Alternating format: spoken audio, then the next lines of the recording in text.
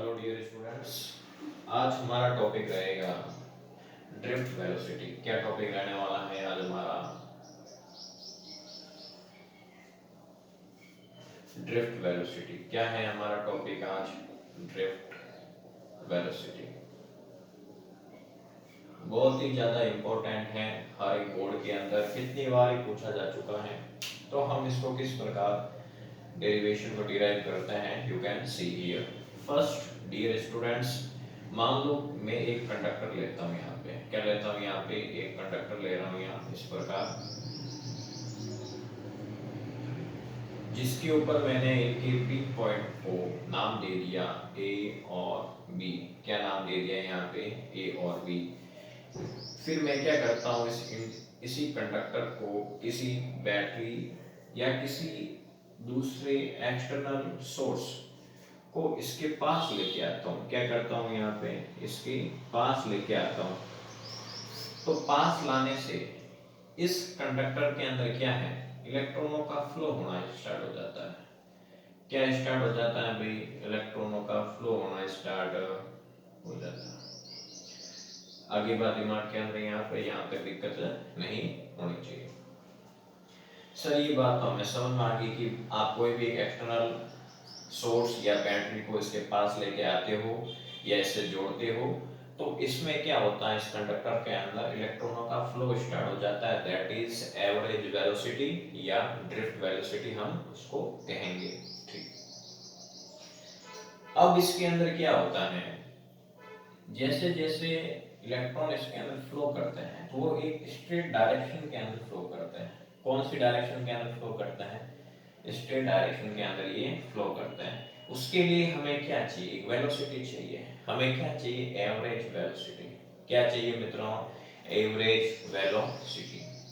तो average velocity को निकालने का जो फॉर्म होती है वो होता है u average vector is equal to u1 vector u2 vector plus u3 vector to ऐसे आगे बढ़ाएंगे un वेक्टर अपॉन में कितना आ गया यहाँ पे n, जहाँ u एवरेज जो वेलोसिटी होती है वो हम कितनी लेंगे? यहाँ पे 0 कंसीडर करेंगे। यहाँ तक मेरे किसी मित्र को दिक्कत नहीं होनी चाहिए। फिर मित्रों इसके अंदर एक और मोटी बात है। मोटी बात क्या? जब इलेक्ट्रॉनों का फ्लो होता है वो एक डायरेक्शन के अंदर होता है, उसका मोटा रीजन क्या है भाई ऐसा क्यों हो रहा है? तो इसमें क्या होता है, यहाँ पर एक फोर्स लगता है, electric force, electric external force जिसको हम कहेंगे, वो प्लस से माइनस की ओर लगता है यू, और एक्सटर्नल फोर्स लगता है एक और। क्या लगता है यहाँ पे? एक्सटर्नल फोर्स लगता है, जो दोनों एक दूसरे की ऑपोजिट डायरेक्शन के अंदर होते हैं। एक्सटर्नल जो इलेक्ट्रिक एक्सटर्नल जो फोर्स है वो इस डायरेक्शन के अंदर लग रहा है, और एफ एक्सटर्नल फोर्स है वो इस डायरेक्शन के अंदर क्या होता है? लगता है यू। इस डायरेक्शन के अंदर लग रहा है। कौन सी डायरेक्शन के अंदर लग रहा है? यू लग रहा है। तो ये दोनों आपस में क्या है? एक दूसरे के ऑपोजिट है यू। ठीक है। ऑपोजिट होने की वजह से इलेक्ट्रॉनों का जो फ्लो होता है वो एक स्ट्रेट डायरेक्शन के अंदर होता है, एक सीधी दिशा के अंदर होता है।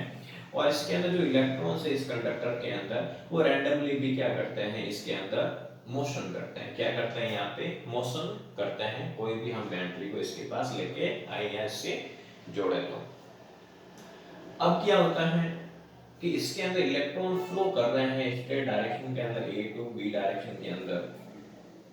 तो ये एक एक्सेलरेशन प्रोड्यूस करने का काम करेंगे। क्या करेंगे? एक्सेलरेशन प्रोड्यूस करने का काम करते हैं। ठीक है। यदि एक्सेलरेशन प्रोड्यूस करने का काम करते हैं तो उसके अलावा हमारे पास एक फॉर्मूला होता है। फॉर्मूला क्या है हमारे पास? F is equal to Q E. फिर हम क्या करेंगे? जो Q है उसको हम माइनस E कंसीडर करेंगे। किसके लिए? इलेक्ट्रॉन्स के लिए। किसके लिए करेंगे? इलेक्ट्रॉन्स के लिए, फॉर इलेक्ट्रॉन। तो मैं यहाँ पे क्या लिखूंगा? F is equal to minus small e capital E। यहां तक मेरे किसी मित्र को दिक्कत नहीं होनी चाहिए। ठीक है। यहां तक हमें बात समझ में आती है। अब हम बात करेंगे, किसकी बात करें? First law of motion. तो फर्स्ट लॉ ऑफ मोशन क्या होता है, यहाँ पे ध्यान से सुने। First law of motion Newton के अलॉन्ग वो होता है F बराबर एम ए। क्या होता है? F बराबर एम ए। तो मैं क्या करूंगा, इसको यहाँ पे पुट करूंगा। क्या करूंगा? पुट। तो मैंने लिखा M A is equal to minus small E capital E. मुझे क्या चाहिए? मुझे ए चाहिए। क्या चाहिए? ए। तो मैं ए निकालूंगा तो ये कहता है गुरुजी मुझे यहाँ जाना है, तो A is equal to minus small E capital E upon M. यहाँ तक मेरे किसी मित्र को दिक्कत है क्या? नहीं, बिल्कुल दिक्कत नहीं है। ठीक है सर, इतनी बातें हमें समझ में आ रही, आपने बड़ा अच्छा समझाया, हमें समझ में आया। अब क्या करेंगे? तो अब क्या होता है कि इस कंडक्टर के अंदर जो इलेक्ट्रॉनों का जो फ्लो होता है उसकी मुझे एवरेज वेलोसिटी, जिसको हम थर्मल मतलब इसके हीट वेलोसिटी के रूप में भी देखेंगे यहाँ पे, जिसको हम हिंदी में कहते हैं उष्मीय वेग। क्या कहते हैं?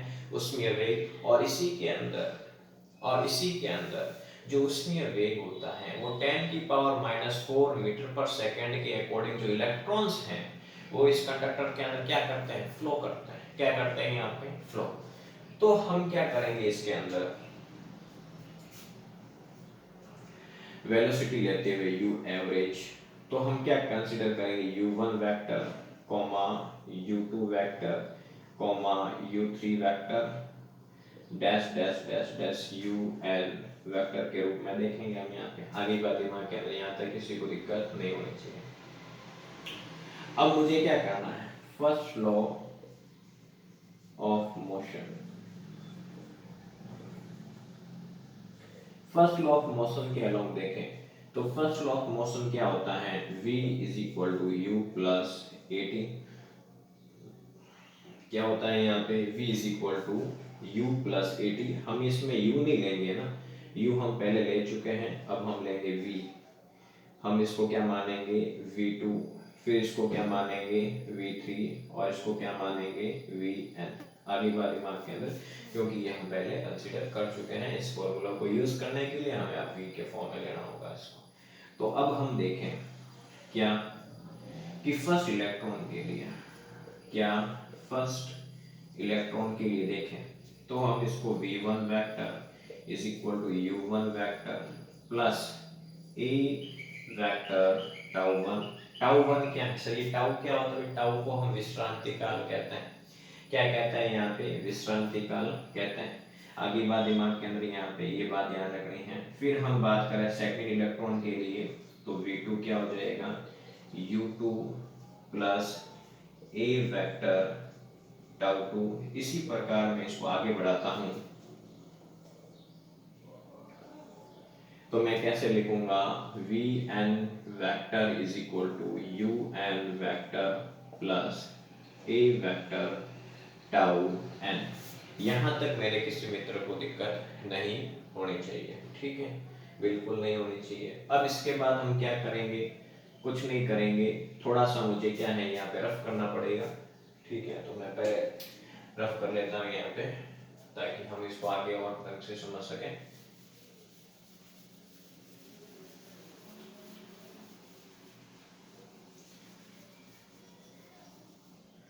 तो हम इसको आगे लें तो हम कैसे लेंगे? इसके अंदर यहाँ पे कंडीशन बनाएंगे क्या? Average velocity of electron, average velocity of electron जो है वो बराबर होगी किसके? ड्रिफ्ट वेलोसिटी के। किसके बराबर होगी? यहाँ पे ड्रिफ्ट वेलोसिटी के बराबर होगी, जिसको हम यहाँ पे क्या कहेंगे? v of d।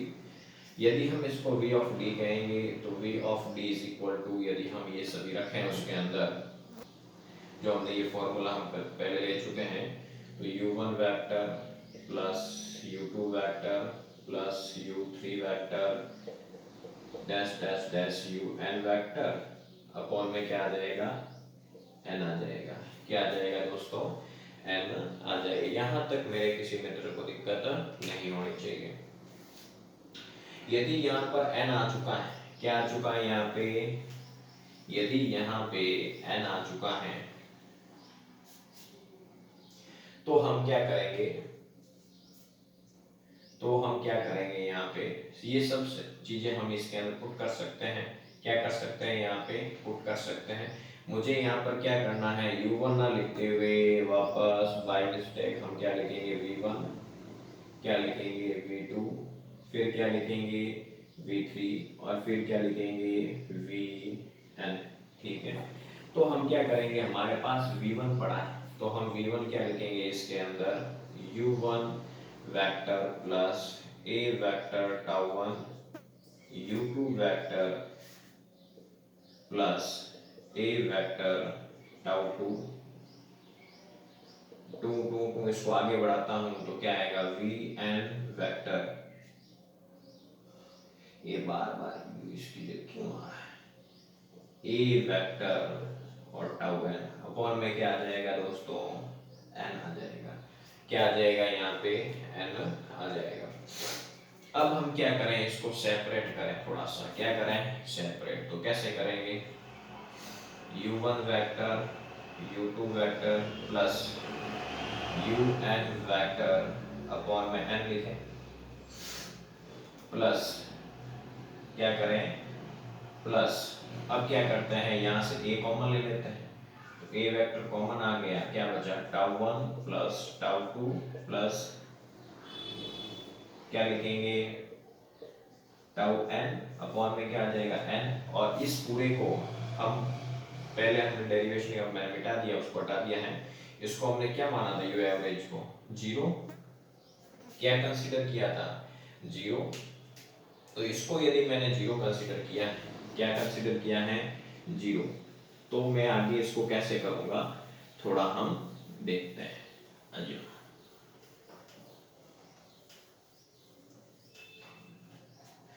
तो हमने इसको जीरो कंसीडर किया है और इसके साथ में हमारे पास क्या चल रहा है अभी, v ऑफ d वेक्टर चल ही रहा है, ठीक है, ड्रिफ्ट वेलोसिटी के अकॉर्डिंग। तो हम क्या बात करेंगे, v of d vector is equal to, इस पूरे को की जगह मैं क्या लिखूंगा, टाउ लिख सकता हूँ, अरे क्या लिख सकता हूँ, टाउ लिख सकता हूँ, तो मैं क्या लिखूंगा a वेक्टर टाउ,